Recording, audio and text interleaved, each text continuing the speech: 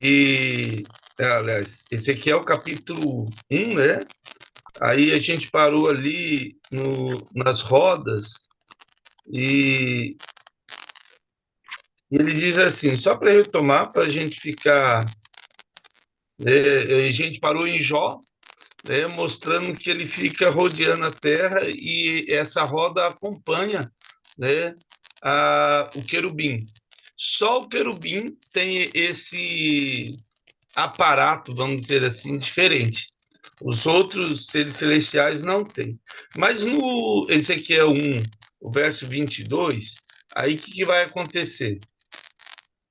Sobre as cabeças dos seres viventes havia algo semelhante ao firmamento, como cristal brilhante, que metia medo, estendido por sobre as suas cabeças. Por debaixo do firmamento estavam estendidas suas asas, e de um em direção do outro. Cada um tinha outras duas asas com que cobria o corpo, e um de outro lado. Andando eles, ouviam um tatalar das suas asas, com o refúgio de muitas águas, como a voz do Onipotente. Ouvi um estrondo tumultuoso, como um tropel de um exército. Parando eles, abaixavam as asas. Veio uma voz de cima do firmamento que estava sobre suas cabeças. Parando eles, abaixavam as suas asas. Por cima do firmamento que estava sobre as suas cabeças, havia algo semelhante a um trono, como uma safira.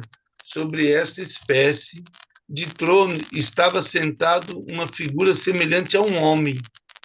Vi como um metal brilhante, como fogo ao redor dela, desde os seus lombos e daí para cima, e desde os seus lombos e daí para baixo. Vi como fogo um resplendor ao seu redor dela, como aspecto do arco que aparece na nuvem em dia de chuva, o arco-íris, né? Assim era o resplendor em redor. Esta era a aparência da glória do Senhor. Vendo isto, caí com o rosto em terra e ouvi a voz que falava. Só para a gente ter uma noção da visão de Ezequiel, diferente dos serafins que a gente viu, né, o que vai acontecer? Esses querubins, eles têm ali, né, a, colocar aqui duas asas, né? E em cima dele tem o trono de Deus, né? Mais ou menos assim, no firmamento, assim, que Ezequiel vai observar, né? E esse aspecto opa,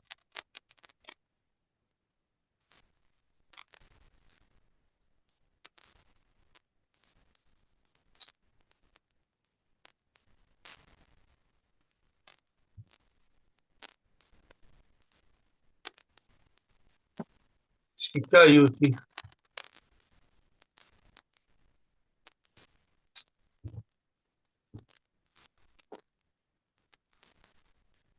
Ronaldo, eu tô te escutando. Ah, tá. Eu tô. Sumiu uma imagem aqui, Gustavo. É, não sei como é que eu entro aqui de novo. Tô te vendo e tô escutando.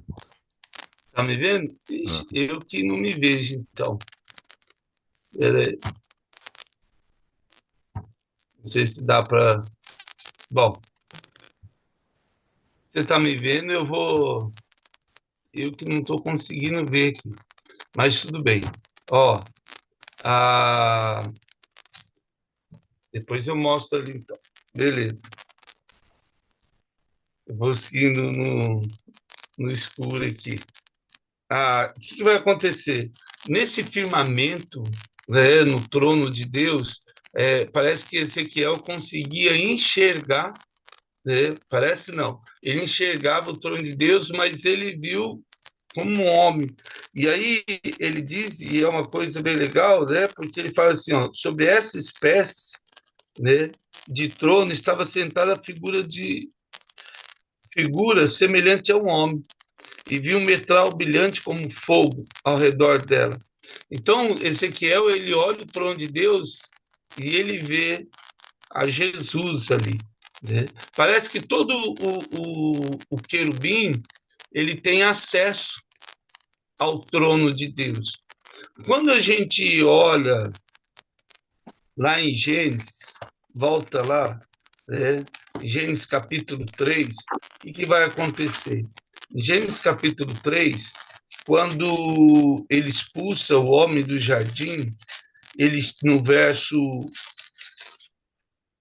24, ele diz assim, ó, e eu expulso o homem, e, e expulso o homem, colocou querubins no oriente do jardim do Éden, e o refugi de uma espada que revolvia para guardar o caminho da árvore da vida.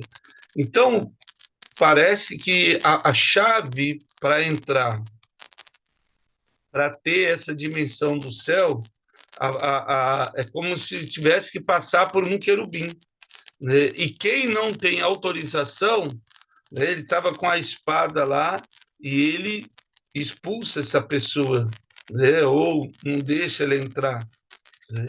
Lembra muito a parábola lá de Mateus 24, quando a pessoa entra na festa e cadê suas vestes?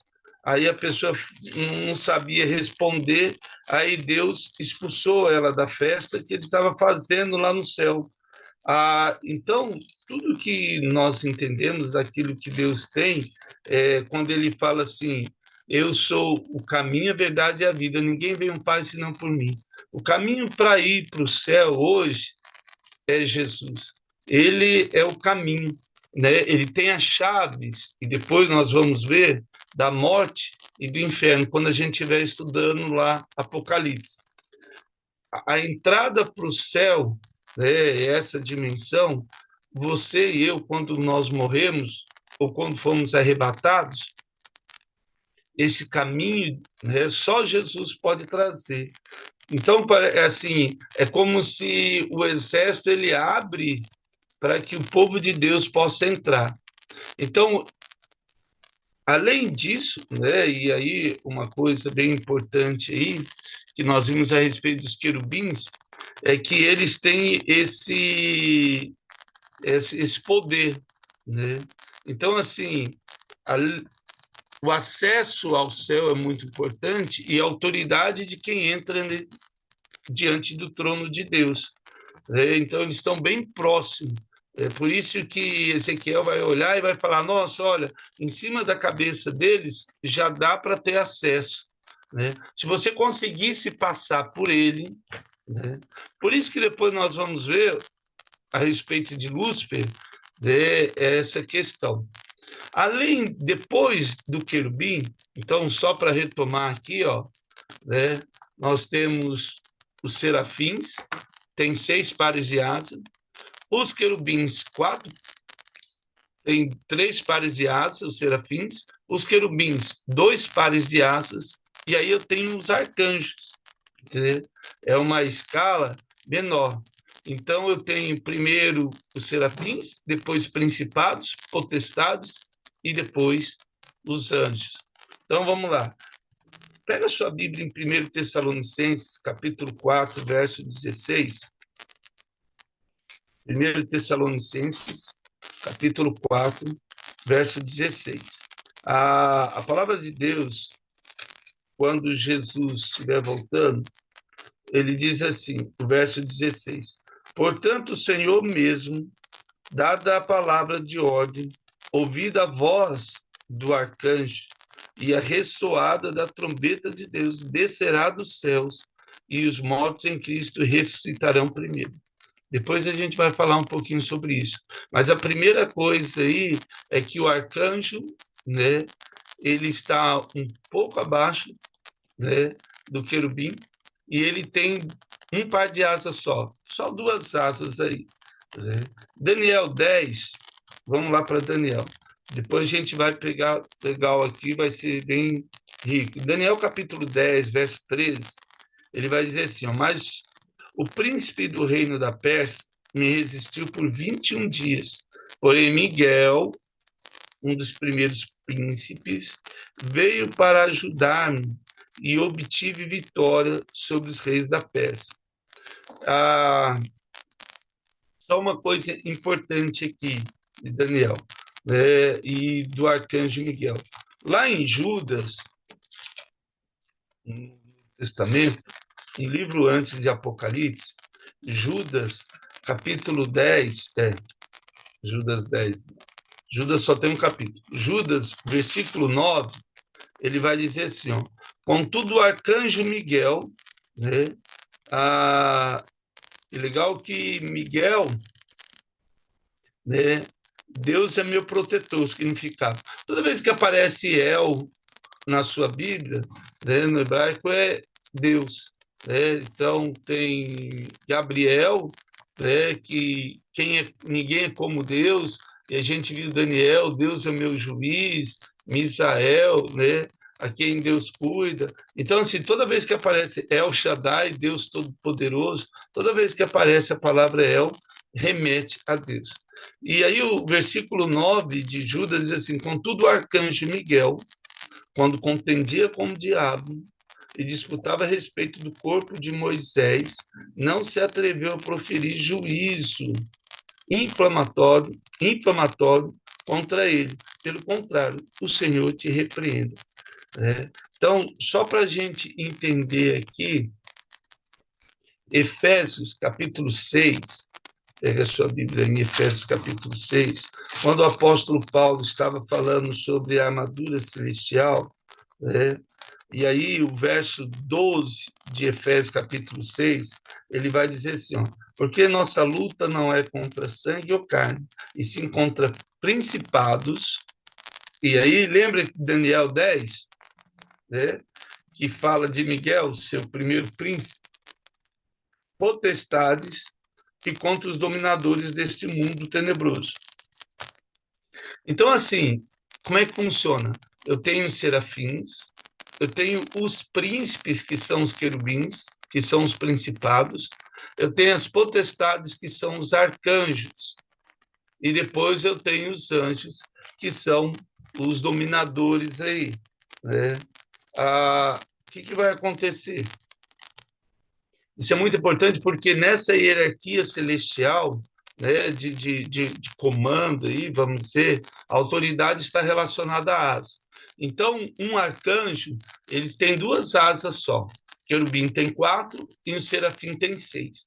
Os serafins não têm a permissão, a autoridade, aliás, não tem o livre-arbítrio. Então, ele não tem autoridade para pecar contra Deus.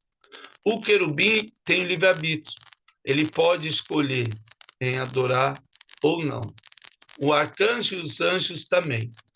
O mais importante, quando Daniel fala, né, Daniel capítulo 10, que a gente viu aí, quando ele fala que, e depois a gente vai estudar bastante, mas o primeiro príncipe, o reino da Pérsia, resistiu, verso 13, por 21 dias. Porém, Miguel, um dos primeiros príncipes, veio para ajudar-me e obtive vitória sobre esses reis.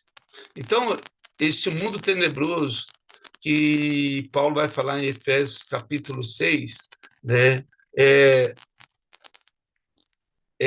um céu abaixo do trono de Deus, é onde é o inferno, vamos dizer assim.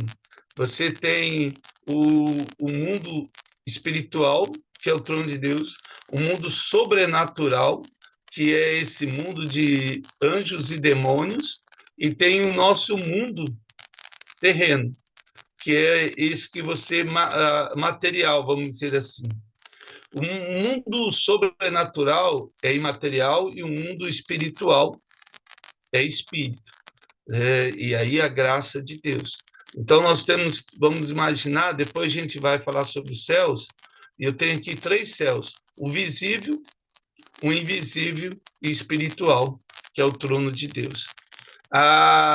Satanás fica nesse meio, né? E depois a gente vai ver que ele não tem mais acesso. Ele tem por um motivo, né?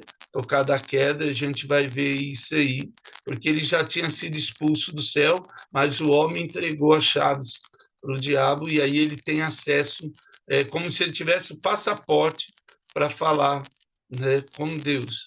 Assim como em Gênesis, que toda virada do dia, Deus visitava Adão. É como se Adão erguesse os olhos e olhasse, e assim como Ezequiel viu em cima, no firmamento, em cima dos querubins, o trono de Deus. Então, o arcanjo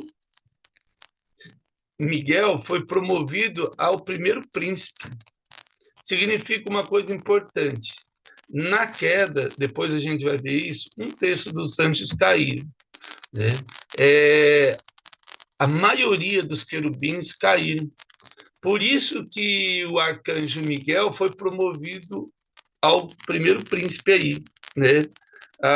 Um dos primeiros príncipes. Eu tenho aqueles querubins que estão guardando a árvore da vida, porque se alguém comesse hoje da árvore da vida com pecado, ela nunca mais ia morrer. Só um adendo aqui, depois a gente vai falar isso. A morte na vida do ser humano foi a misericórdia de Deus. Por quê? Depois a gente vai falar mais sobre isso. Imagine se todas aquelas pessoas como Hitler, como Maníaco do Parque, né, o Jack Estrupador, todo esse povo aí não morresse, né? Tivesse o fruto nos garantia a vida eterna. Então, por isso que era preciso Deus expulsar Adão e Eva do jardim, para que ninguém pudesse comer da árvore da vida, né? Essa busca incessante por viver nesse mundo, né, não é o ideal. Os prazeres que esse mundo oferece não são o ideal.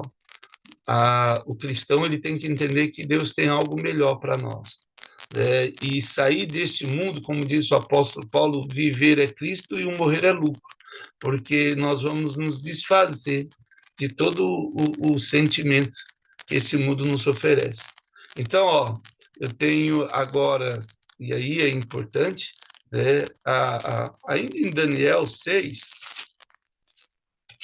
verso 22, agora, Daniel 6, verso 22, vai aparecer aqui, olha só. O meu Deus enviou o seu anjo e fechou a boca dos leões. Então, agora eu tenho os anjos. Daniel 6, 22, tem os serafins, querubins, arcanjos e agora os anjos aí. Deus enviou o seu anjo e fechou a boca dos leões, para que não fizesse dano, porque foi achado em mim inocência diante dele. Também contra ti, ó rei, não cometi delito nenhum. Quem são os anjos? Vamos lá, Hebreus 1, verso 14.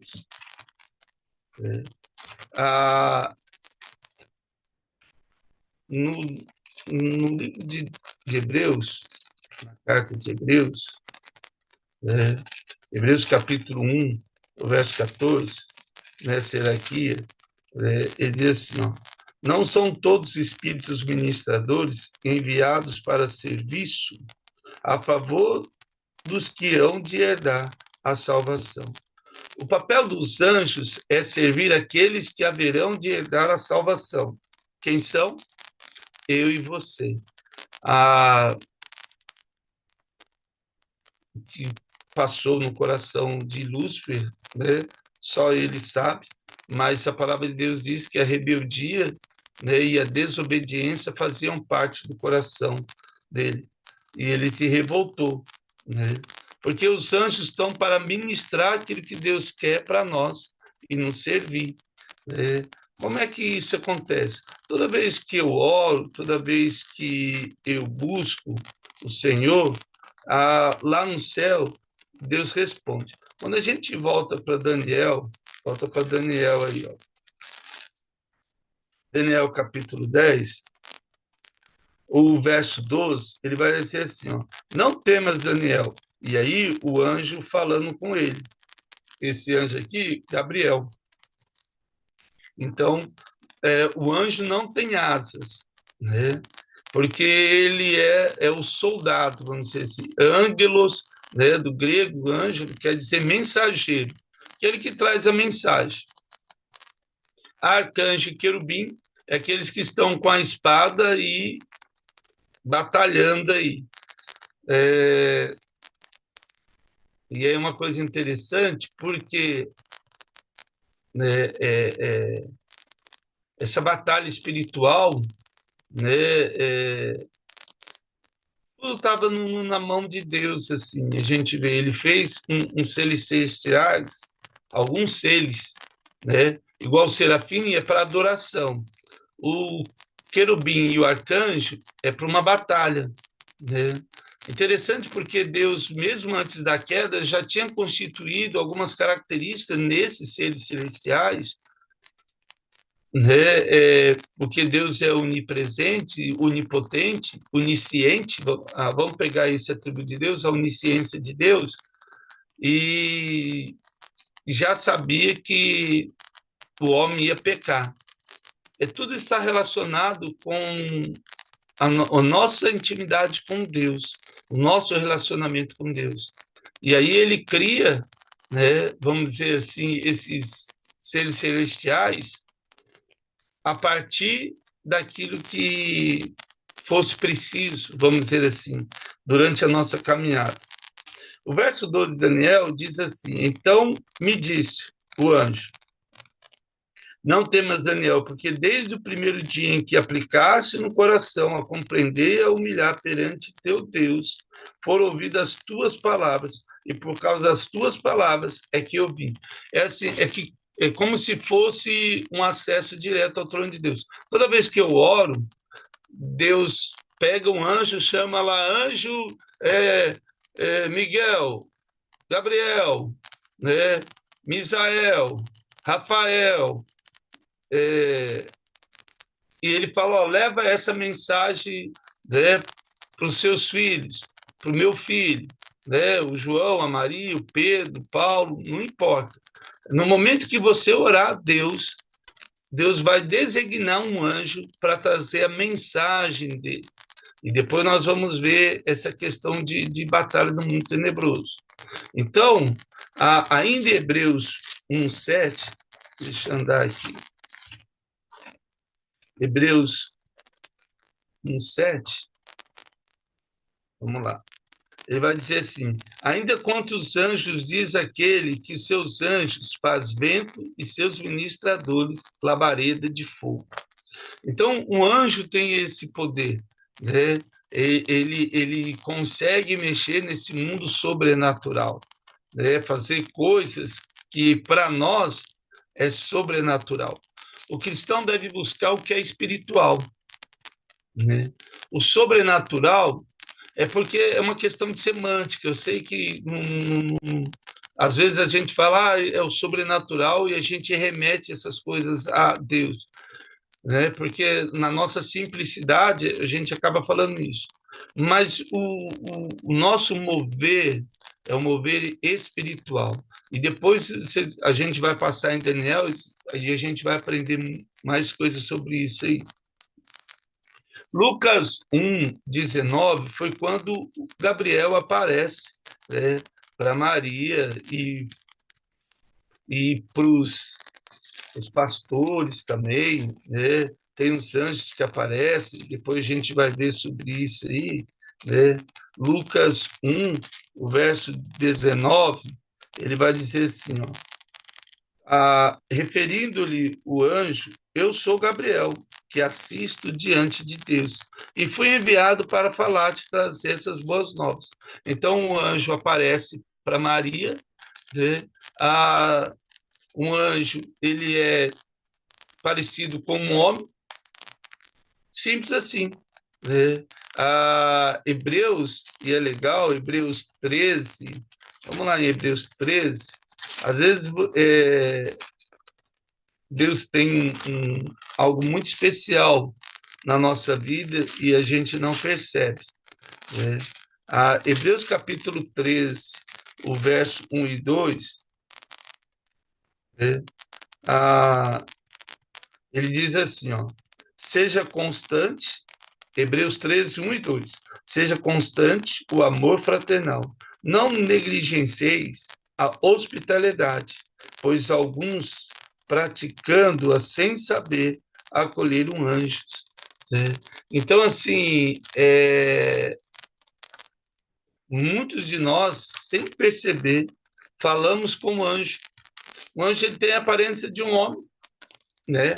Lógico que ele tem um poder maior do que o dos homens, né? Então, eles, quando Israel estava sitiada no governo de Ezequias pelo Senaqueribe, os anjos mataram, né? Ali, mais de 130 mil homens foram mortos pela mão aí de poucos anjos. Então, assim, mas eu e você, nós sempre temos esse, sem perceber, esse cuidado de ver os anjos aí sobre a nossa vida, né? Perto de nós. Em Juízes, né? Alguns anjos vão aparecer, né?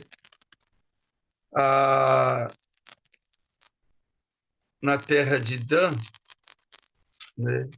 E aí eles são cuidados, né? Pelo povo de Israel ali, um senhor de Dan, da tribo de Dan. E é bem legal porque alguns homens viram eles lá, né? E aí chegaram perto e eles foram morar, ser abrigados, vamos dizer assim, naquela noite por esse senhor. Então, sem perceber, a gente sempre vai receber anjos. Eu queria só falar em Josué, que eu queria só passar esse ponto aqui hoje. Pega a sua Bíblia em Josué, aparece um outro tipo de anjo. Uma coisa importante nos anjos aí, né? Apocalipse 22. Vamos para Apocalipse 22. Depois a gente volta lá. Deus. Apocalipse 22, o verso 8 e 9, ele diz assim, ó, eu sou João, que ouvi e vi essas coisas, quando eu vi, prostrei-me dos pés do anjo, que me mostrou essas coisas. João vai ter uma visão e o anjo vai levar ele para o céu e para a terra, subindo e descendo, ele vai escrever Apocalipse. E me mostrou essas coisas para adorar. Então ele me disse, vê, não faças isso, eu sou conservo teu, dos teus irmãos, os profetas, e dos que guardam a palavra deste livro. Adora a Deus. Um anjo nunca recebe adoração. Nunca. Se um dia você vê um anjo e você for ajoelhar e se prostrar, e ele receber adoração, pode ter certeza que não é um anjo. A não ser que seja o próprio Jesus. Quando nós, aí em Josué, né, toda vez que aparecer na sua Bíblia a palavra anjo em letra maiúscula, está falando sobre Jesus. Josué, capítulo 13, 5, verso 13 e 15, ele vai dizer assim, ó, então Josué, estando Josué ao pé de Jericó, levantou os olhos e olhou, eis que achava em pé diante dele um homem que trazia na mão uma espada nua. Chegou a Josué e ele disse, eis, és tu um dos nossos ou dos nossos adversários? Respondeu, não, sou príncipe do exército do Senhor e acabo de chegar. Então Josué se prostrou sobre seu rosto na terra e o adorou e disse, que diz meu senhor ao seu servo? Josué já percebeu que estava falando com Deus, com Jesus. Respondeu o príncipe do exército do Senhor Josué: descalça as sandálias de teus pés, porque o lugar em que estás é santo. E fez Josué assim. Toda vez que Jesus aparecia, Deus aparecia para o homem, todo aquele lugar era santificado. Então, eles falam para você tirar o calçado, Deus fala, porque a santidade de Deus, né, está no homem, na terra, na criação do Senhor. Amém? Só para recapitular aí, serafins, adoração, querubins, batalha, arcanjos, batalha, serafins, 6 asas, querubins, 4 asas, arcanjos, 2 asas e anjo, nenhuma asa. Toda vez que aparece anjo que recebe adoração, esse anjo provavelmente é o Senhor, né? Ele aparece, sempre apareceu na história, o próprio Senhor Jesus. Mesmo depois, quando foi ressuscitado, ele aparece para Paulo. Tem vários textos aí que a gente pode, mas daí seria um outro estudo sobre angelologia, tá bom? Mas só para a gente dar esse start aí, porque em Daniel a gente vai precisar saber um pouquinho dessa hierarquia celestial. Eu vou orar aqui para a gente despedir. Ó Pai, eu quero agradecer por essa manhã abençoada que o Senhor nos deu, que teu Espírito Santo, ó Deus, nos enche com a tua graça e o teu amor. E que esse, ó Deus, quem sabe seja o dia que o Senhor vai retornar para nos levar para perto de ti. Que eu lhe peço em nome de Jesus. Amém. Amados, Deus abençoe, viu?